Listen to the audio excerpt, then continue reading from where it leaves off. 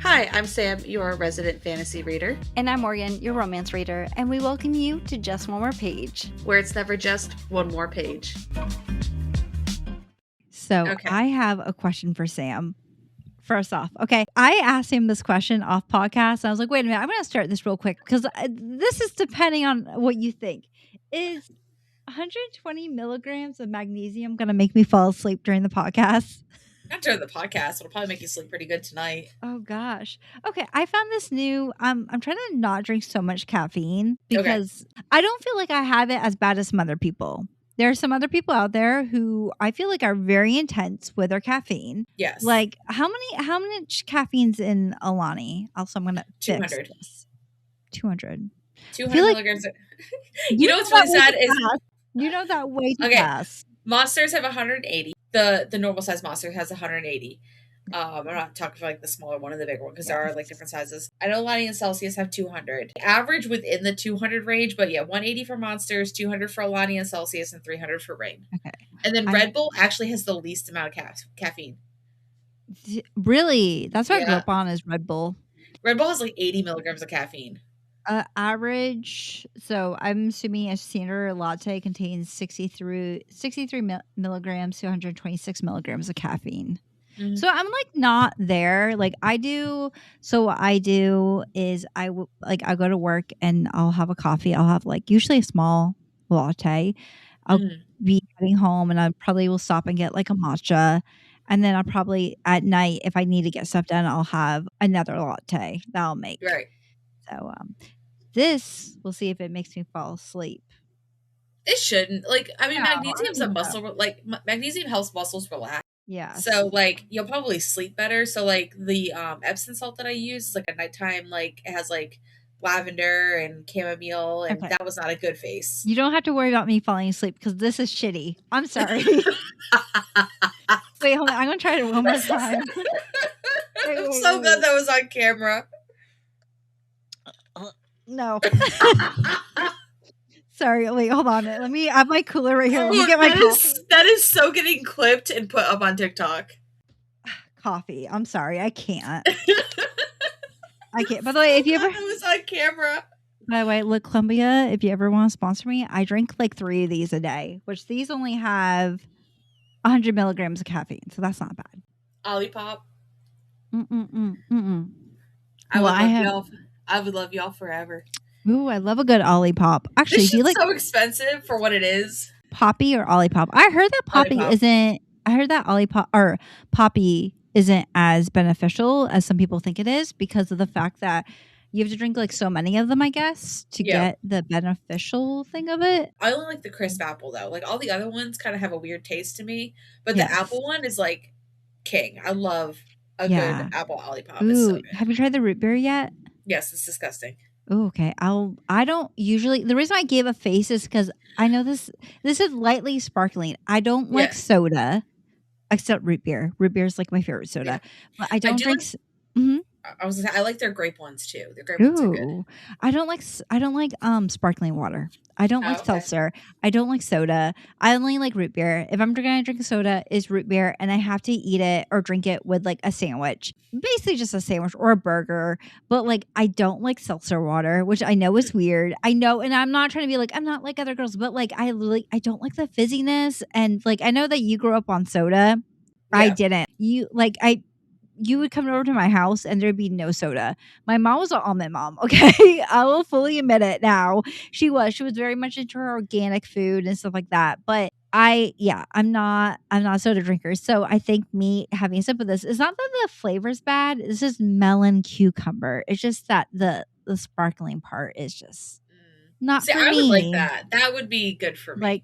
But yeah, I grew up in a soda household. So thanks, Mom. Yeah, it like hits the back of my throat. I don't like it. It's too much. It's too much. See, for me, if it's flat, I can't do it. It has to have a sparkle. No, I can't. I literally have 3 drinks now. I have this drink. I have my water, and I have my now coffee drink, which I guess we're fighting it out. Oh my God. So speaking of drinks, I will show you a picture, but I will also send it to you. Okay, so basically in the photo, I'll send it to you, but I'll also tell you what's in the photo. The 3 drinks I was drinking So this is what I was drinking at work the other day. Oh What am my I- goodness, Sam. Wait, okay. So one for energy, one for fun, and one for hydration. Yeah, so I sent that to my coworkers because I was like, y'all, how did I end up with 3? I said my emotional support drinks. Yes. And one of my coworkers goes, wow, looks like a lot of support. Why is there water there? Water is very important for you. Water to is drink. so important. I was like, for hydration, I'm like houseplant. I need to be watered every once in a while. She's like, why is there water? We need to be hydrated.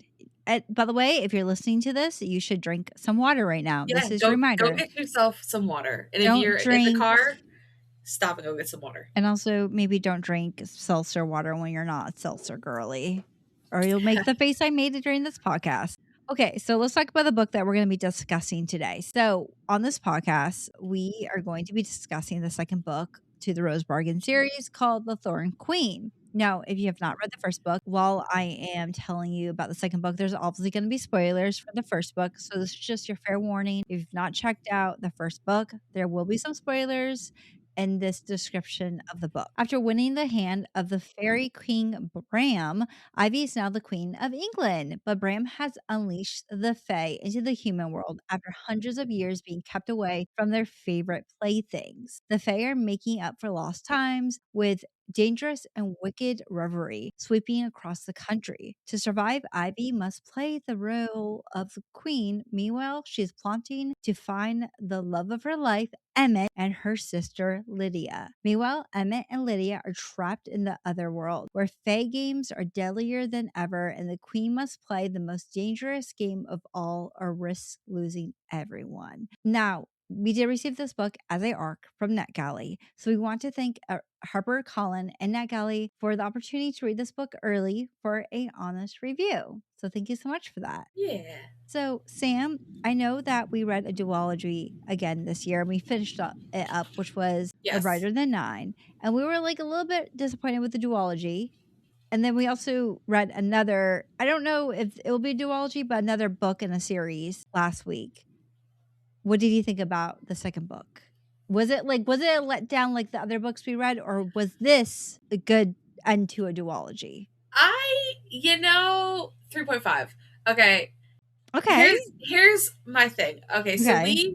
I don't know if I just built this book up in my head because of the first one, because I loved the first one. Yes. Like, we got to that ending. I was literally screaming in the car park of my work, and I was messaging you being like, oh my God, the ending to this book is insanity. And I just kind of feel like the conclusion to this was kind of meh. Because there was moments in it, especially like toward the end, there's like a moment that happens twice at the end of this book. I know what you know. That involves Bram. There's a moment that happens twice that involves Bram. If it finished on the first shot and then kept going with like other issues, that would have been a really like interesting plot point. But because it had to happen twice, and it kind of felt like it was a very like repetitive version of the ending. Yes. Kind of annoyed by it. Oh, and really? Then, yeah, I really was like, I mean, we've already seen this song and dance, and now we're seeing it again. I was like, oh my God, like this is happening. Like, go Ivy, like this is amazing. And then it was like, haha, JK. And then it was like, okay, well now it's happening again. I'm like, I'm waiting for the haha JK moment, and then it didn't come. And I was like, okay, well now this is ultimate thing that happened with Lydia. That we then just got a haha JK moment.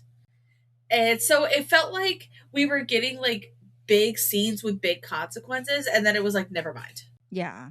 Does that make sense? Like so the payoff wasn't there. Yeah, I'm like, I would have rather had my heart torn out multiple times in this book, and then we have this like conclusion to it.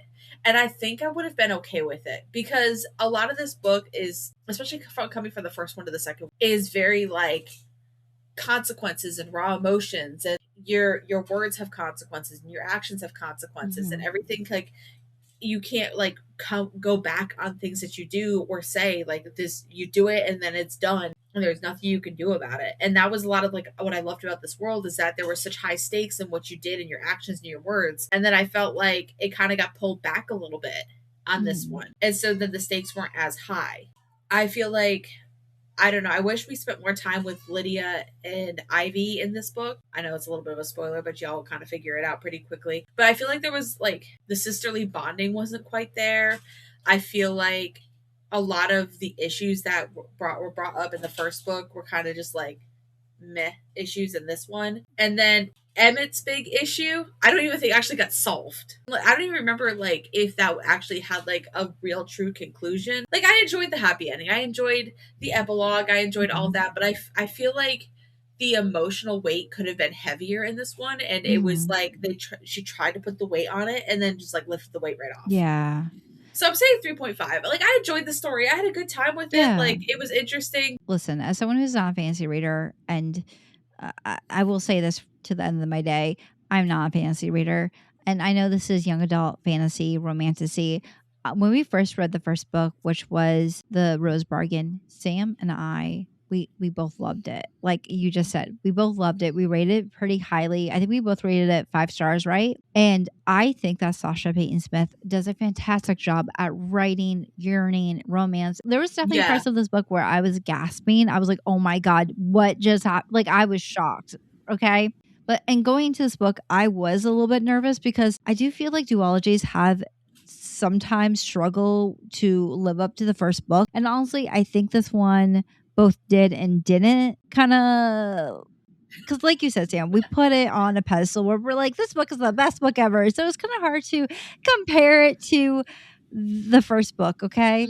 And I will say the first book does have a special place in my heart. But one thing that really the one thing that really stood out to me in this book is that it just felt more crowded. I'm not sure if there was technically more characters, but it felt like, especially with all the fae and the otherworld elements, it just felt very crowded. And that said, I did love getting to understand the fae a little bit more and seeing how the world work and seeing other creatures and how the doors function and all that aspect, and also like some of the political stuff behind things happen. But I was a little bit disappointed with some characters from the first book weren't as present the second book. And yes, I understand there are new characters being introduced, but I did feel like the way that they were introduced was very quick, and it made it hard to connect with them because it's like we were told like, oh yeah, you're supposed to like this person, and I'm like, I don't like them, I'm suspicious.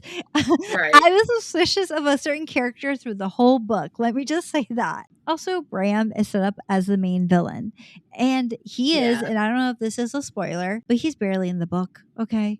Which honestly was disappointing, because if you are going to have a big baddie, I want the big baddie to be in the book. Like, I want him to be bad, okay? Let me just say right now, there are times where I felt bad for Bram. I know that's a red flag. Listen, I like my red flags. That's why I love my romance books, okay? But that's it. I did have fun time reading it. If you like fae and fantasy, then this is definitely something you'll enjoy. I also do think that if you want a book where a fae is not portrayed as like, oh, sweet, innocent fae, so romantic, so cute. No, they're not. They're not. No, absolutely not. But if you are wanting to read that type of book, then go ahead. This is the book for you. I rated the book 3.5 to 4 stars. It wasn't my favorite book of the year, and I still think that, yes, the first book was fantastic, and I'm glad that this book ended the way it did end. I think that the end of the book, there was no major plot holes. There was no like things that I really wish were like tidied up. Yes, there were some backstories I wanted more from, but at the end of the day, it wasn't like huge plot holes or things that I'm like I think with the Brighter Than 9 book, the end of it, I was disappointed with how it ended. This book, I wasn't disappointed with how it ended. Yes, I felt like we weren't given, like you said, Sam, like we weren't given the big payout for certain things, but I think everything was tied up pretty nicely. Yeah. It's not really like how it, like, obviously it ended very neatly. It was all tied in a very nice bow. Yes. But the path to get to that nice bow wasn't what I wanted it. And you know what? I'm not the author. So if this is how she wanted it, that's great. But it's just not what I was expecting. And maybe my brain I was going into with like how shocking the ending of the Rose Bargain was. I was hoping for just as shocking of an ending for Thorn Queen. And then when I come away like heavily shocked by things. Yeah. I was like, oh, well, that's nice. Like we cleaned that all up. Cool. Sweep that under the rug. Yep. Tie it with a bow. Here's what we're reading. I don't have the book with me because I forgot to grab it, but I'm currently taking a step back from my cowboy romances, okay? Because I've read so many, okay? I've read 5 so far. 6. I have issues, okay? I actually sent Sam a Snapchat of a book I was reading, and I was like, Sam, I saw fan art of the next book in the series, and I literally was like, I have to read the next books in the series because in the fan art, the girl's pregnant, which by the way, it's revealed in the 3rd book that this person's pregnant. So I didn't really I guess I didn't really spoil myself, but I did kind of spoil myself.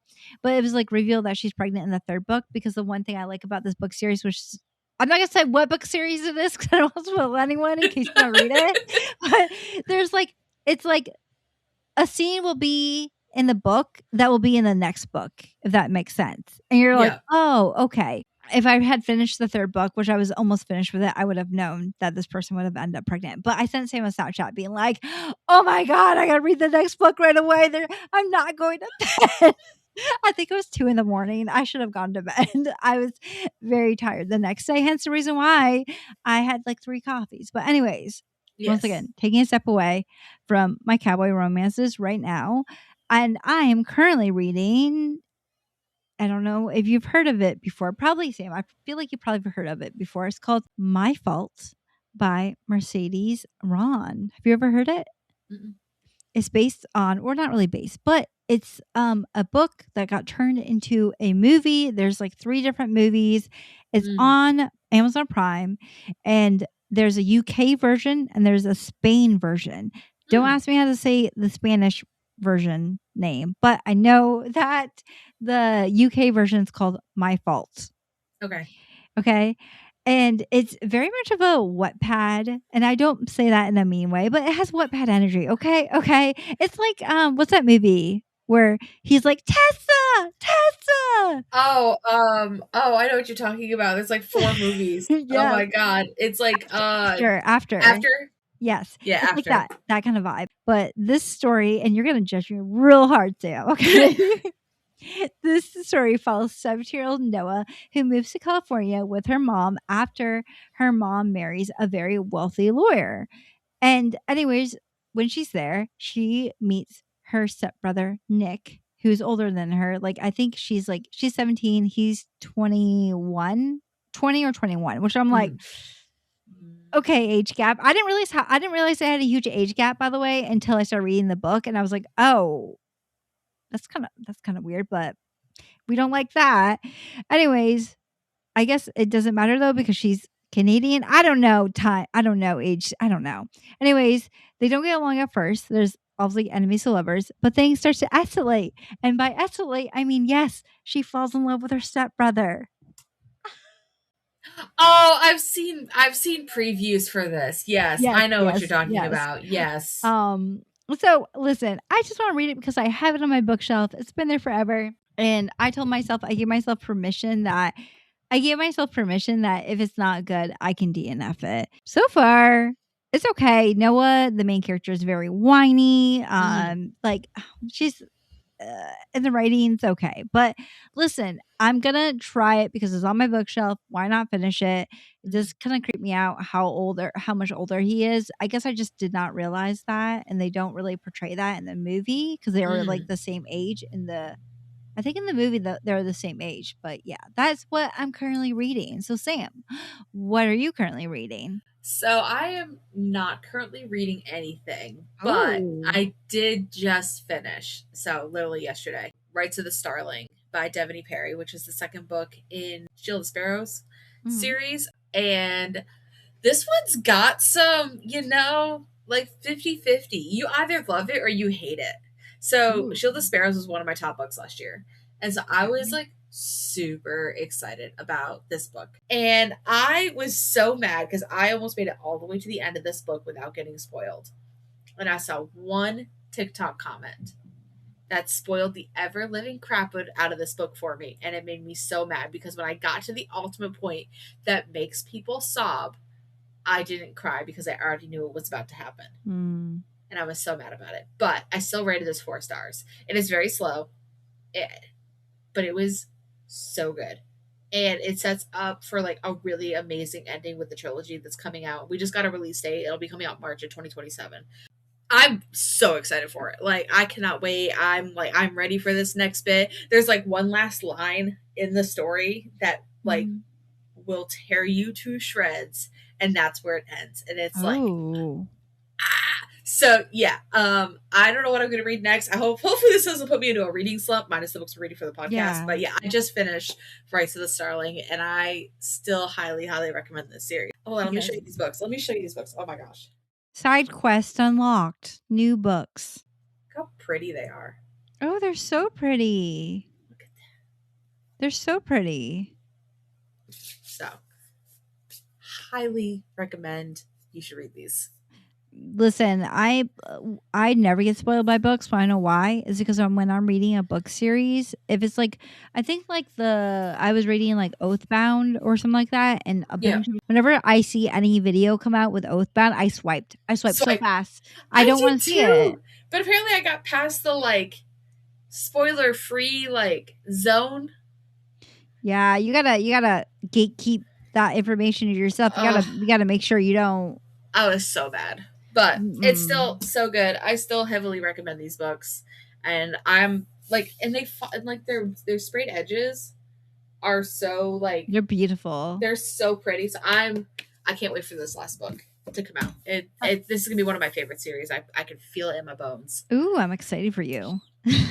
Okay, well, sorry. Side rant. So we're going to be going into our spoilers section of this podcast episode. If you've yet to read the final book in the Rose Bargain series and you don't want to be spoiled, then check out last week's episode in which we read Pomona Afton Can Totally Catch a Killer by Bellamy Rose. This is a mystery romance kind of question mark of a heiress, kind of picture Paris Hilton, who is trying to solve a murder again.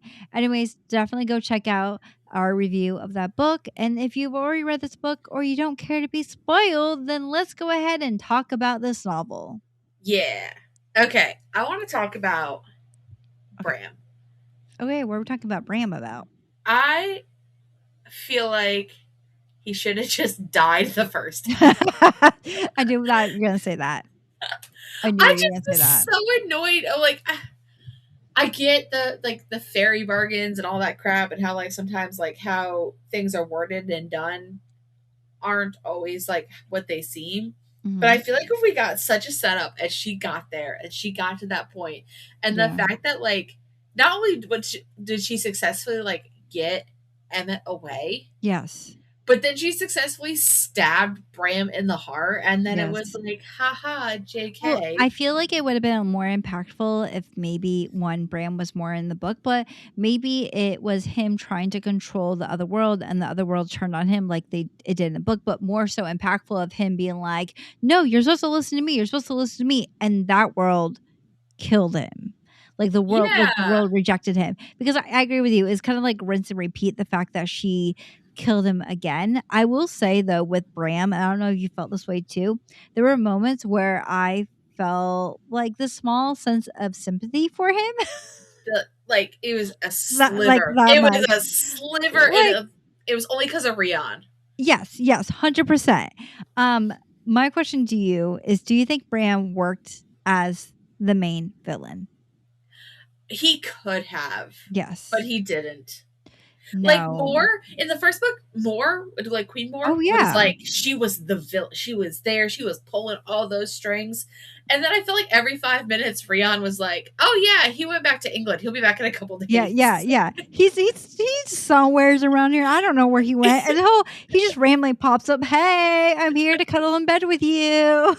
Like literally, it would just be like randomly. Rian would be like, "Yeah, you know Bram, your husband, who's like causing you all this torture. Yeah, he went back to England. He'll be back in a couple days." And I feel like there was because he wasn't like an active part of this book for a good chunk of it. Oh, 100%. Like, the death wasn't a huge payoff. That was number one, and number two, like there was so many moments for them to just like run away. Yes. There was no reason for them to stay there. I didn't think about that. But they're like, what? I don't know what I'm doing. I mean, Bram's like legit a frat boy. He's like, I'm gonna ghost you real quick, but I'll be back in bed to cuddle with you. Don't worry. Yeah. Yeah. I did want to talk about one part of the book that I felt very frustrated about, and I was wondering if you felt the same way. Yes. So in the book, obviously Ivy reunites with Emmett and Lydia, Yeah. and at first they kind of doubt that she's real. They're like, no, Emmett's like, you're dead, and it takes a minute for him to accept that she's actually Ivy. And I felt like even after they realized that it was truly her, they continue to distance themselves from her, and they viewed her more of as an inconvenience than an ally. And then what made things more frustrating for me is that both Lydia and Emmett acted like their trauma overweighted Ivy's trauma. Well, Right. absolutely, Emmett was basically sexually assaulted, forced into a marriage. And Lydia, we don't get to know a full instinct of everything that Lydia goes through. I just felt like they were like every single time Ivy would be like, but why don't you like me? Why don't you tell me your feelings? And Lydia was like, Emmett's been through a lot. And it's like, well, Ivy's also been through a lot. Like, Yes. she saw her favorite aunt die in the trees. She saw, like, in the beginning of the book, there are humans being forced to dance till their feet bleed. Mhm. There was that fox, the little girl in the fox, or I guess she's a teenager in the fox, who died, whose body was left at her front door in the Right. morning. Like, she has endured quite a bit of stuff, and I feel like not that it needs to be a competition by any means, because it's not a competition, but I Yeah. just feel like they treated like Ivy like a dumb little sister, and they're like, you don't get it, you haven't been through it. And I'm like, yes, she has. Like, Yeah. yes, granted, Lydia has been through it, and Emmett, like, they've been through it a little bit longer, because fairy world and I also guess real life world, there's a time Yeah, difference. the time's difference. But it felt like they were very dismissive of what Ivy went through to get there. And it's like, I think they forget, like, the whole first part of the book, even, like, the first book even happened. Because it isn't even just the last 4 months of Ivy being married to Bram and then, like, finally getting to her sister and whatnot. Because, like, I think they forget, too, that, like, she went through Lydia coming back from the other world. Yes. Dealing with her sister basically being a shell of a person. Her going through all the stuff she went through to try to break her sister free of the curse. Successfully broke her sister free of the curse. Married Bram. Then her sister gets sent off to the other world, which, unbeknownst to Ivy, Lydia's doing great over there. Like, oh yeah, she's having, like, she is the queen of that area. Yes. And really doesn't have to deal with Bram that much. And then Emmett, I mean, he thinks that she's dead the whole time. So, like, he ends up in this marriage. And so, like, it's not, I think they feel like everything they went through was also, like, Ivy's fault. Oh, you think that they have resentment towards her? Yeah, I really do. I feel like not only do they're trying to do, like, trauma competitions, I feel like there's a little bit of resentment toward Ivy. Do you think that the way that they treated her made you feel different about the characters, that you may have felt like how you viewed Lydia in this book versus how you view Lydia in the last book? See, the way I'm glad they made up. Yes. But I was expecting, like, a happier, more fearful reunion of, like, oh my God, thank you so much for coming to save me. Like, this has been terrible. Yes. And then Ivy and Emmett were just like, well, first Emmett's like, she's a Selkie, like, don't believe her, whatever. And then thank God that didn't go on forever, and that Lydia had, like, half the sense to, like, throw some water on her and be like, surprise. But at the same time, I feel like, too, is, like, after even getting those letters from Emmett was, like, writing to Ivy about how much he loved her and everything, like, his letters and, like, his actions didn't seem like they like matched up with each other. Yeah. And then at the same time, too, like, as soon as we knew that Ivy was Ivy, like, Emmett knew Ivy was Ivy, like, I felt like, okay, well, now these are your moments to, like, let all your feelings out. And so when he was keeping her at arm's length, I also feel like Emmett should have told her that he's married. Yes, 100%. Like, even though technically she's also married too, and like, yes, everybody in this book is married to somebody, except for Rion. Poor Rion. Okay, which, by the way, can I talk about Rion real quick? Yes. So Rion is introduced, in the beginning of the book, and we're told that, like, oh, he is Bram's closest friend. He's like this important person. And I'm like, Rion, you're evil. You are evil. Uh-huh. I mean, obviously that's not the case. But he's really loyal. His loyalty really lied with Lydia. And you could tell that he really loved Lydia. But personally, I don't really feel like there was buildup. I was not fully connected to the relationship. It felt very random. It felt like it was just a random add-in. I feel like it would have been really nice if there was a novella that kind of gave additional scenes that kind of explored their relationship and made it a little bit stronger, because Rion was not in the first book whatsoever. No. Do you think that the relationship with Lydia and Rion felt rushed, or do you think it was okay the way it was? I feel like it should have been built. Yeah, I do too. I feel like it should have been built more. Mhm. I mean, because he like kind of just confesses to Ivy at one point about how much he loves her sister, and then like when they're in the caves and everything, and like they're all like, "You love her, you love her," and he's like, "Yes, I do love her," but it's like I felt like there was no foundation for them to like love each other. Yes, of course.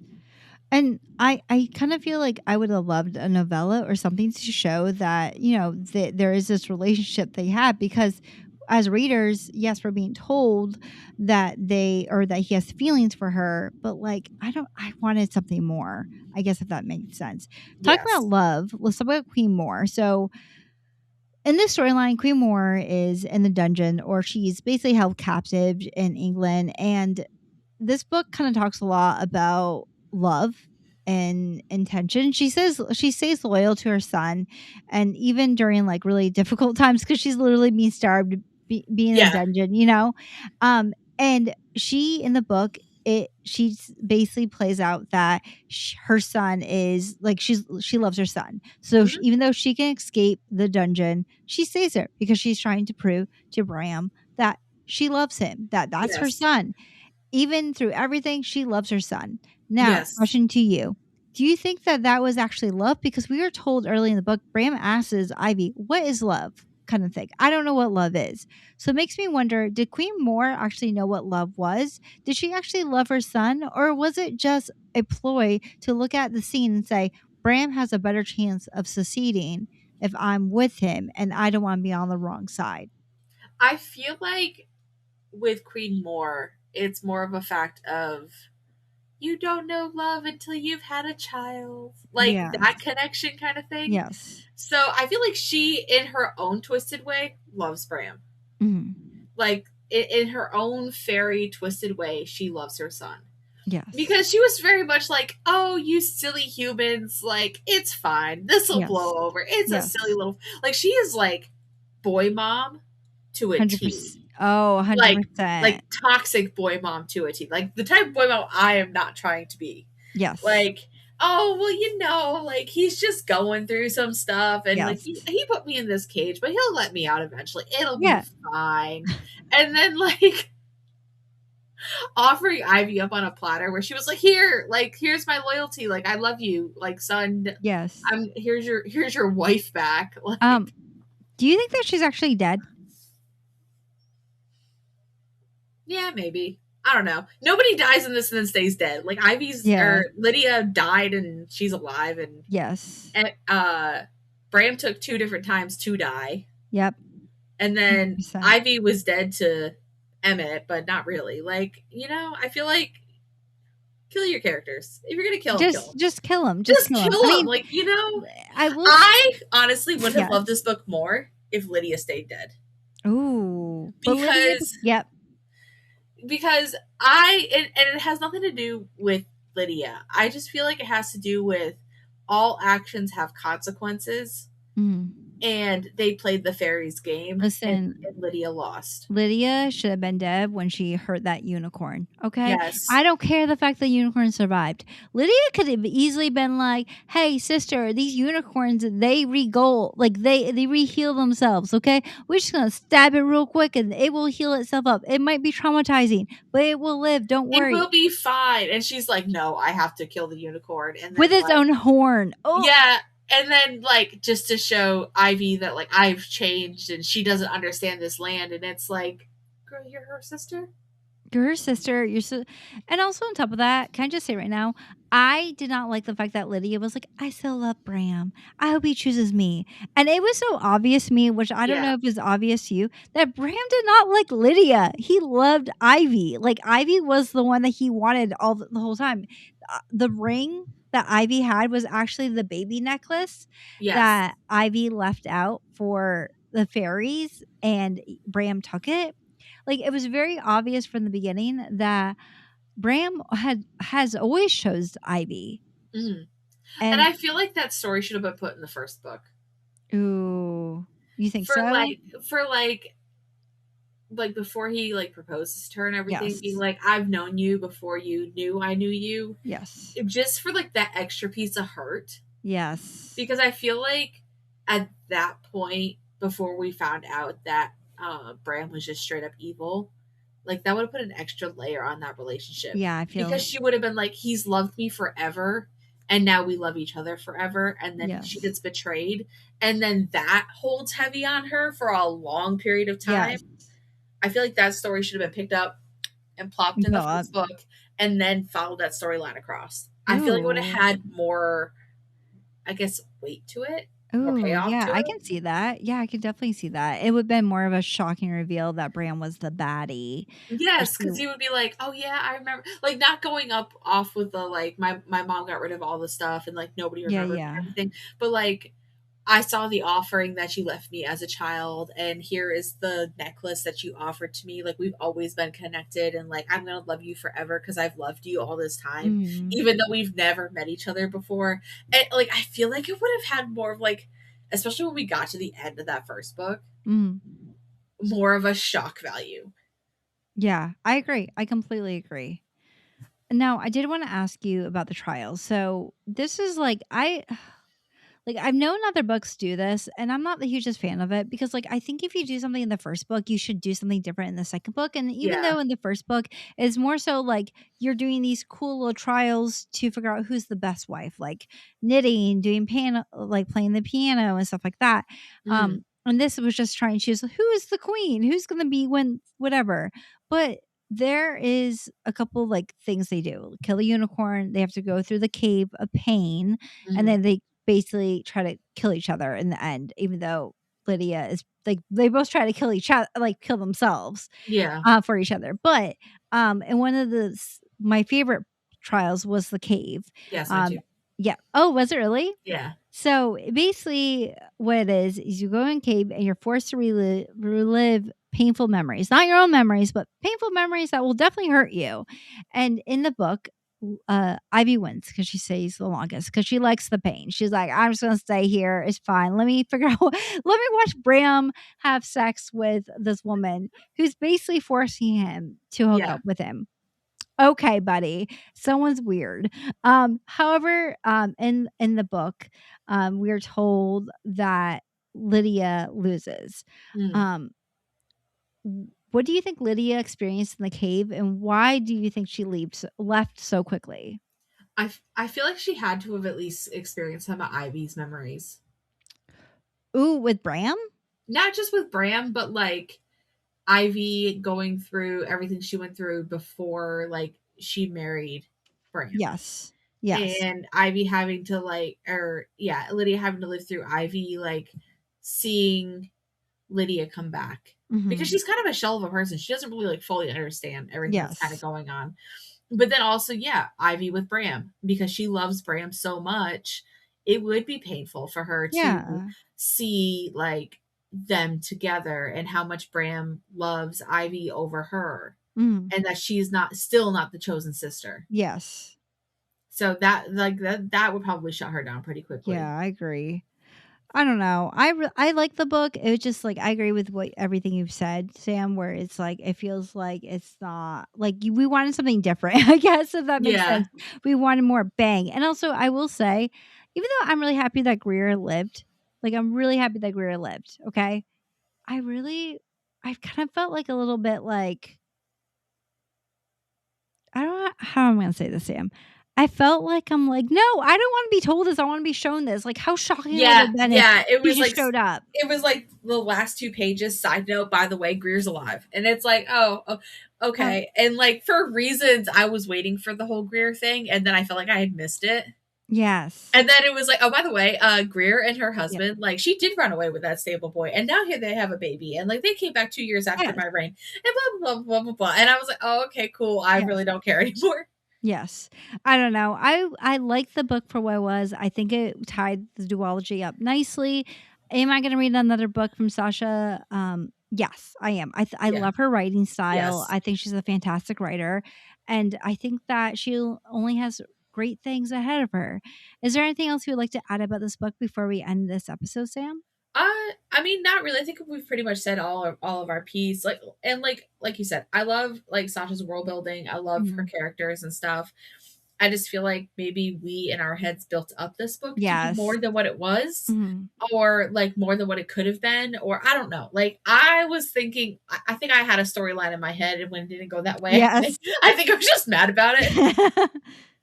But it's fine. 3.5 isn't a terrible rating for me. It's still a good story. Yeah. I do like that every single storyline from the first book gets neatened up and tidied and bowed. So there's no cliffhangers, there's no question about anything. Like I feel like everything kind of gets its conclusion, which is great. 3.5, good series. Still recommend if you like fairies and fae, and I feel like Sasha's a really interesting like take on fairies and fae. That like people should still read this duology. I feel like it's a good series. It's a good story. Just I don't know. Maybe I built it up in my head too much. Yeah, that's what we do with duologies. We build up too much. And then we're like, no, I'm not the writer to this story, so I can't control anything. Well, anyways, talking about writers, if you guys are curious, next week we're actually going to sit down with Sasha Peyton Smith herself. And we're able to dive deep into the series, talk to her about some of the questions we have about the books, and of course, play a fun mini game. So it's going to be so crazy to be able to talk to her and discuss the book with her. Now, anyways, if you guys like this episode, would like to support us, also, if you don't like this drink, then you should definitely rate our podcast on Spotify, Apple Podcasts, or even give this video a thumbs up on YouTube because it does help push this podcast out there. Also, remember, check our YouTube channel out where we're going to be posting these video episodes where if you want to see our beautiful faces, see our reactions, see us, I don't know, just talk, then definitely go check out it there at Just One More Page. And Sam will tell you about the rest of our socials. So if you think we're absolutely hilarious, which fun fact, my friends, we are. We do have a TikTok. It is Just One Page Podcast. For all the pictures, videos, reels, anything else we decide to post, we do have an Instagram. It is Just One Page Official. So go ahead and check us out on there. Come slide into our DMs. We love talking to you all. We hope you enjoyed this episode, and we will see you all next Sunday. Bye.